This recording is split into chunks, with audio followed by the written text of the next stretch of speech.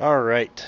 So as you can see, my producer here is joining me for a moment as we begin this second video of the day. This is my tiny little cat. Her name is the Small.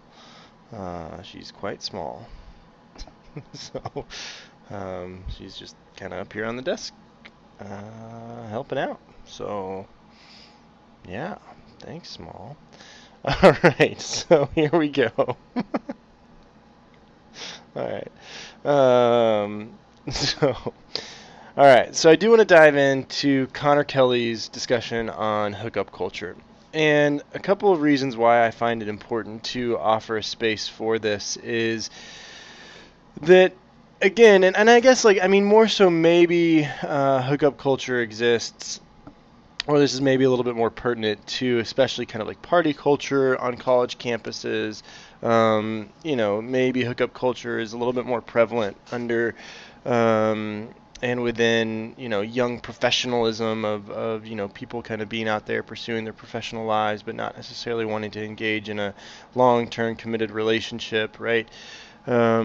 And we see the emergence of various apps, various kind of dating services that all have their various, again, kind of maybe aims, whether it's, long-term, exclusive monogamous relationship, or perhaps, it is just kind of, swiping right, swiping left for maybe a couple of times of hanging out and hooking up, right?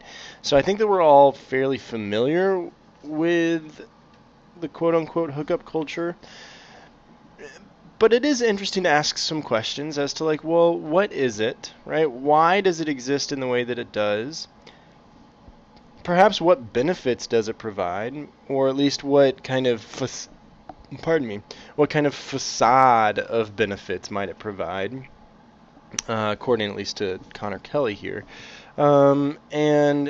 and also kind of like its relationship with alcohol, because especially in college campuses and in kind of like young professional life of maybe going to the bars or going out, quote unquote, alcohol does seem to play a role often in the hookup culture. Okay, so I think that it is important to offer a space to at least kind of ask some questions, kind of see maybe some academic dialogue around the subject, because there is academic dialogue around the subject. It isn't just, you know, everybody sitting around saying who they hooked up with who, or whatever happened, or whatever X, Y, and Z. But rather, there are kind of, approaches here that are academic, that are scholastic, and Connor Kelly offers us an approach. Now, it should be noted, Kelly is taking a feminist approach here, meaning kind of examining how hookup culture both, harms men and women. Okay, the feminist approach here of examining how hookup culture damages both men and women, from kind of some of our examinations last week on kind of the entrenchment of patriarchal structures. Okay. And so Connor Kelly's going to examine what's going on here, and kind of, how to kind of understand hookup culture, especially in what it offers, but in fact perhaps damages both kind of, senses of relationship, and also comes to damage both, again, the men and the women that participate in various hookup culture activities. Okay. So that's what we're going to do. Probably going to be a handful of videos here. I don't know how many there's going to be, but we'll kind of dive in as we do. All right. My producer has left. She is now doing a very busy thing. She ate some of her food, and she just walked into the other room. So I don't know where the Small went, but she's probably going to go take a nap. It's been a busy morning, So, all right. All right. So...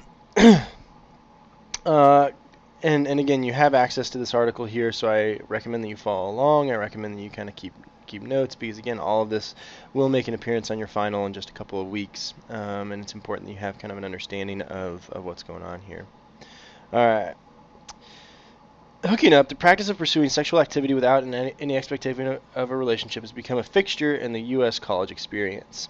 Sociological research reveals that this practice appeals to college students by ostensibly providing a greater sense of independence than traditional relationships. However, an outside analysis demonstrates that heterosexual hookup culture operates in a directly sexist fashion. In fact, four common features of this culture, the lack of commitment, ambiguous in language, alcohol use, and social pressure to conform, all undermine the freedom and equality and safety of women on campus. An intentionally feminist perspective is a unique position to highlight and critique these faults in additional resources of feminist theology, which we won't really go into feminist theology on this paper, but you can read it if you want on your own time, and ethics have potential to change the sexism in practice. Okay? So again, that's kind of the aim here of what Kelly's going to set up to do, is kind of look at, ostensibly what hookup culture provides, those four elements, which we'll dive into in just a moment, but then also show that in fact those four elements don't necessarily really promote what they think they promote. Okay? All right, so that'll be kind of the start of the next video.